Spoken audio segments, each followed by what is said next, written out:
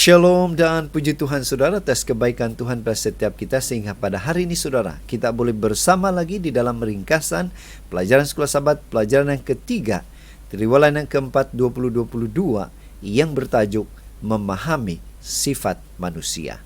Untuk memulai pembelajaran kita, mari kita berdoa.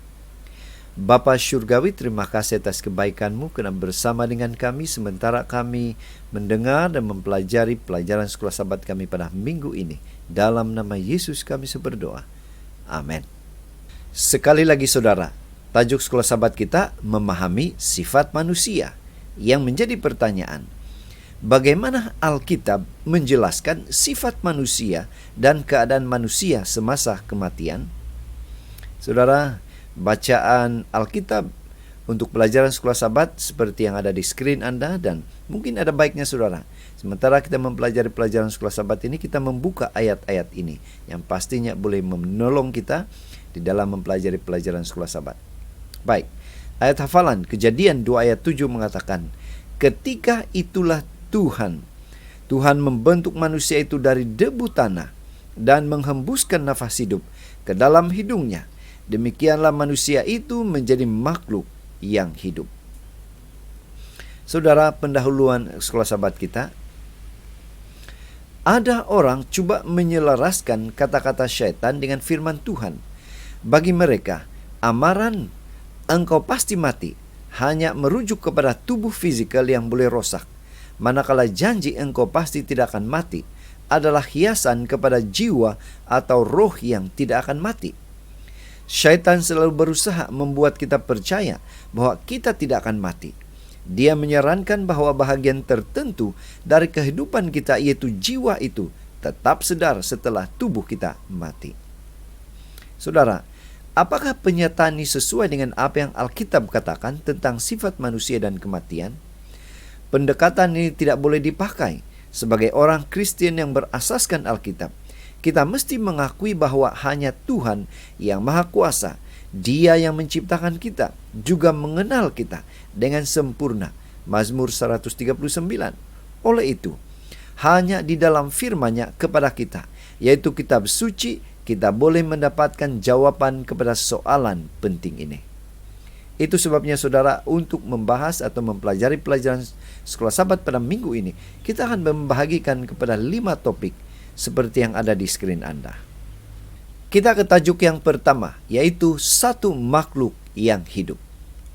Yang menjadi pertanyaan, bagaimana proses kehidupan itu? Bagaimana Tuhan membentuk manusia menurut firman Tuhan? Kejadian 2 ayat 7 katakan, ketika itulah Tuhan Allah membentuk manusia itu dari debu tanah dan menghembuskan nafas hidup ke dalam hidungnya. Demikianlah manusia itu menjadi makhluk yang hidup. Tuhan menciptakan manusia pertama seperti Dia, seperti Tuhan, seperti Tuhan sendiri. Menciptakan binatang darat lainnya dari tanah. Kejadian 2 ayat 7. Namun ada perbezaan yang ketara antara penciptaan manusia dan binatang. Kita lihat di skrin. Tuhan menciptakan tubuh Adam terlebih dahulu. Kejadian 2 ayat 7. Hawa tidak diciptakan pada waktu yang sama dengan Adam. Kejadian 2:22. Tuhan membentuk manusia itu secara fisikal dan kemudian menghembuskan nafas hidup ke dalam hidungnya. Lalu manusia menjadi makhluk yang hidup. Dia adalah satu entiti fisikal sebelum dia menjadi makhluk hidup. Yang kedua, Tuhan menciptakan manusia sebagai lelaki dan perempuan menurut gambar dan rupa Tuhan yang Maha Esa. Kejadian 1:26 dan 27. Dan ini saudara menerangkan kepada kita perbezaan di antara penciptaan manusia dan binatang. Nah, ada 3 unsur dalam penciptaan manusia, yaitu tubuh, roh, dan jiwa. Boleh lihat di skrin kita grafik ya. Tubuh yaitu daripada tanah, kemudian nafas yaitu roh, dan makhluk hidup itulah dinamakan sebagai jiwa. Nah, sifat asas manusia terdiri dari 2 seperti yang ada di skrin kita ya. Tidak ada kewujudan yang sedar pada mana-mana bahagian tubuh manusia secara berasingan. yang dipisahkan daripada orang itu secara keseluruhan. Kita tidak seharusnya membuat spekulasi di luar apa yang sebenarnya dikatakan oleh kitab suci tentang perkara khusus ini. Yang kedua, jiwa yang berdosa akan mati. Yang menjadi pertanyaan, bagaimana proses kematian itu? Apa kata Alkitab tentang kematian? Firman Tuhan Yeskiel 18 ayat 20 katakan, orang yang berbuat dosa itu yang harus mati. Kehidupan manusia di dunia yang penuh dosa ini adalah rapuh dan bersifat sementara. Tiada apa-apa yang dijangkiti oleh dosa boleh kekal secara semula jadi. Sebab itu sama seperti dosa telah masuk ke dalam dunia oleh satu orang, dan oleh dosa itu juga maut, maka maut itu telah menjalar kepada semua orang, karena semua orang telah berbuat dosa. Roma 5 ayat 12. Setiap makhluk hidup dipengaruhi oleh kematian, baik hewan maupun manusia. Pengkhotbah 3 ayat 19. Kematian adalah akibat semula jadi dari dosa yang mempengaruhi semua kehidupan di dunia ini. Manusia dan hewan sama-sama mati, seperti yang dinyatakan oleh Raja Salomo. Karena nasib manusia adalah sama dengan nasib binatang, nasib yang sama menimpa mereka. Sebagaimana yang satu mati, demikian juga yang lain. Manusia tidak mempunyai kelebihan atas binatang, karena segala sesuatu adalah sia-sia. Kedua-duanya menuju satu tempat. Kedua-duanya terjadi dari debu dan kedua-duanya kembali kepada debu. Pengkhotbah 3 ayat 19 dan 20. Kematian fisikal seseorang membayangkan berhentinya kewujudannya sebagai jiwa yang hidup. Dalam Kejadian 2 ayat 16 dan 17, Tuhan telah memberi amaran kepada Adam dan Hawa bahwa jika mereka berdosa dengan memakan buah dari pohon pengetahuan tentang yang baik dan yang jahat, maka mereka akan mati. Paulus juga menjelaskan dalam Roma ayat 12 yang kita baca sebentar tadi, setiap orang harus mati karena dosa. Ketika kita kehilangan nafas kehidupan, kita menjadi tubuh yang tidak bernyawa. Kita bukan lagi makhluk hidup, jiwa yang hidup.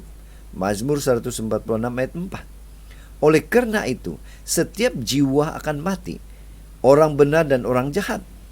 Namun orang benar akan menjadi jiwa atau manusia yang baka pada kedatangan kedua ketika mereka akan dibangkitkan. 1 Korintus 15 ayat 51 hingga 55. Dan orang jahat akan menjadi jiwa atau manusia yang mati ketika mereka akan mati untuk kematian kedua, yaitu kematian kekal di lautan api. Matius 10:28, Wahyu 20 ayat 14 hingga 15. Tajuk yang ketiga, roh kembali kepada Tuhan. Menjadi pertanyaan, bagaimana proses kematian itu? Apa kata Alkitab tentang kematian? Dan yang menjadi pertanyaan dasar kita, kemana roh atau nafas itu akan pergi setelah kematian? Pengkhotbah 12 ayat 7 katakan, dan debu kembali menjadi tanah seperti semula, dan roh kembali kepada Allah yang mengaruniakannya. Alkitab mengajarkan bahwa manusia adalah jiwa, dan jiwa tidak lagi wujud apabila badan mati. Tetapi bagaimana dengan roh? Adakah ia tidak kekal sedar walaupun selepas kematian badan atau tubuh? Pengkhotbah 12 ayat 1 hingga 7 dalam istilah yang agak dramatik menggambarkan proses penuaan yang berakhir dengan kematian. Dalam ayat yang ke-7 merujuk kepada kematian sebagai pembalikan proses penciptaan yang disebutkan dalam Kejadian 2 ayat 7. Seperti yang telah dinyatakan pada hari ke-6 minggu penciptaan, Tuhan Allah membentuk manusia dari debu tanah dan menghembuskan nafas hidup ke dalam hidungnya, dan manusia menjadi makhluk hidup.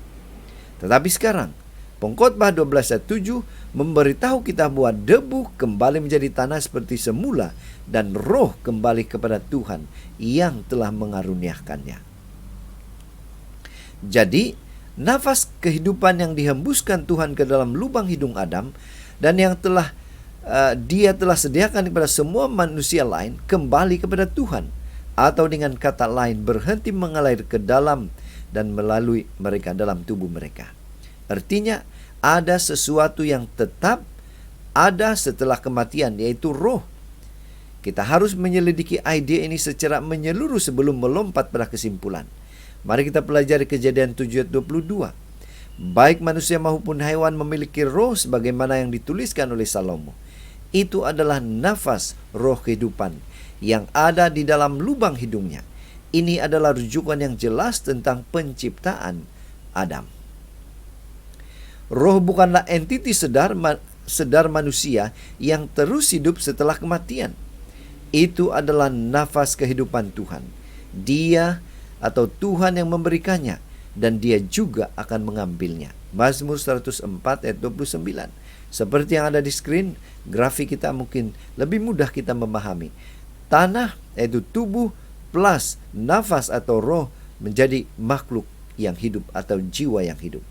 Namun setelah kematian, makhluk atau jiwa yang hidup itu setelah ditolak nafas atau dibuang rohnya, tinggal lagi tanah atau tubuh yang ada dalam kuburan, karena roh diambil kembali oleh Tuhan. Tajuk yang keempat,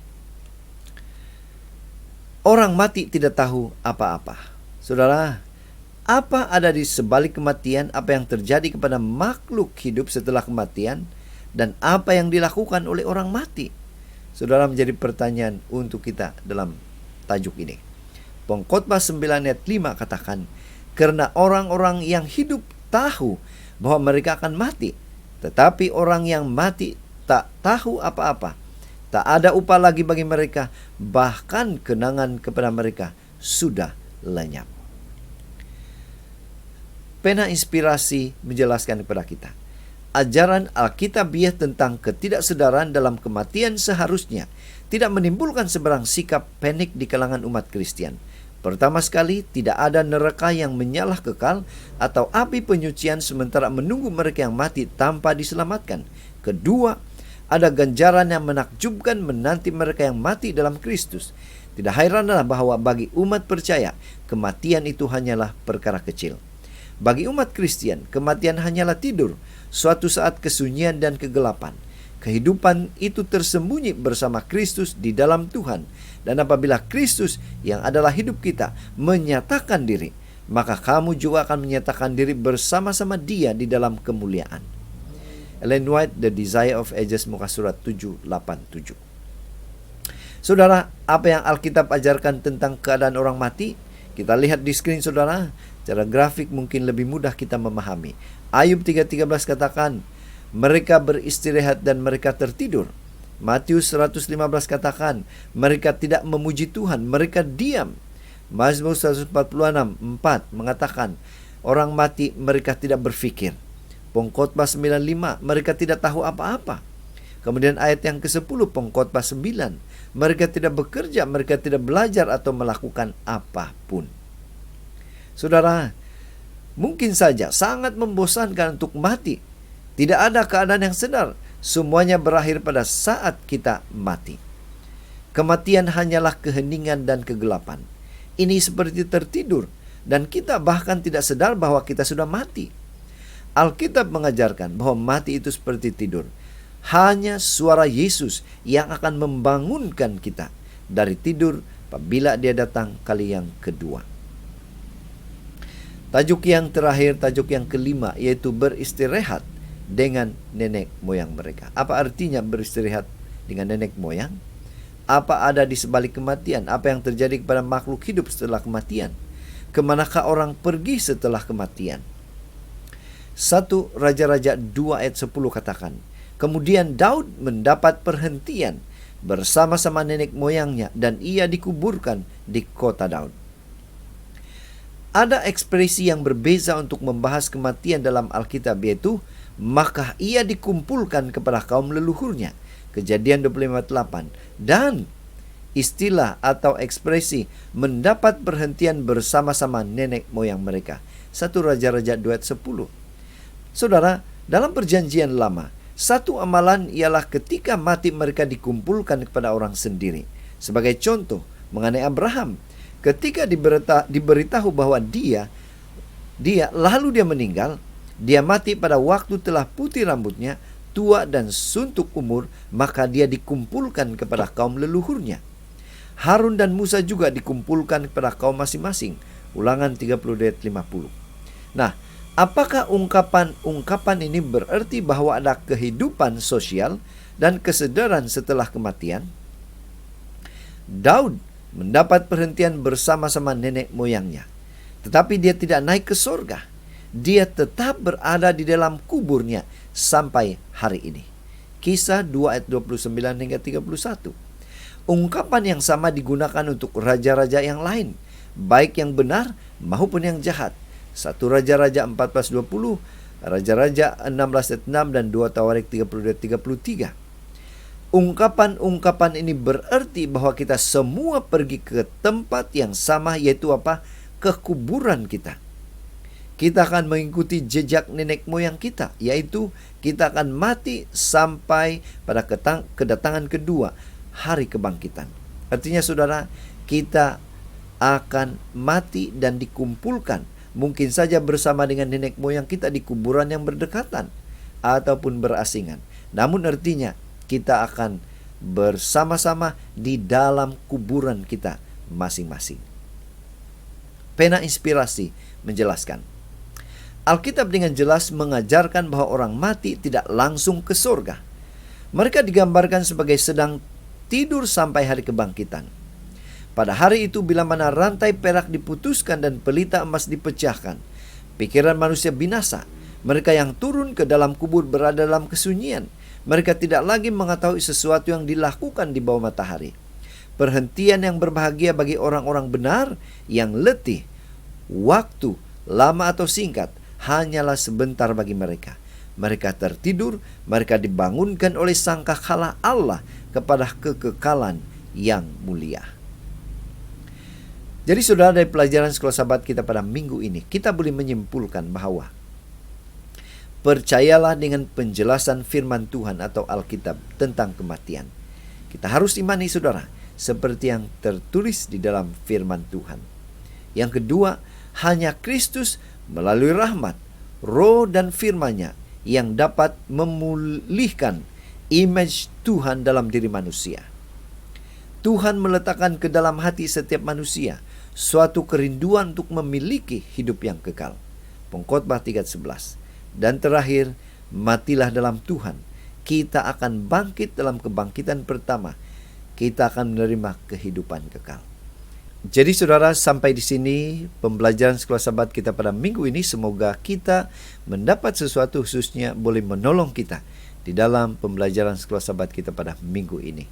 Tuhan memberkati kita. Mari kita berdoa. Bapa Syurgawi, terima kasih karena Tuhan begitu baik bersama dengan kami, menolong kami, memahami, mempelajari pelajaran Sekolah Sabat kami, dan kami boleh mengaplikasikan itu dalam kehidupan kami. Dalam nama Yesus kami berdoa. Amin.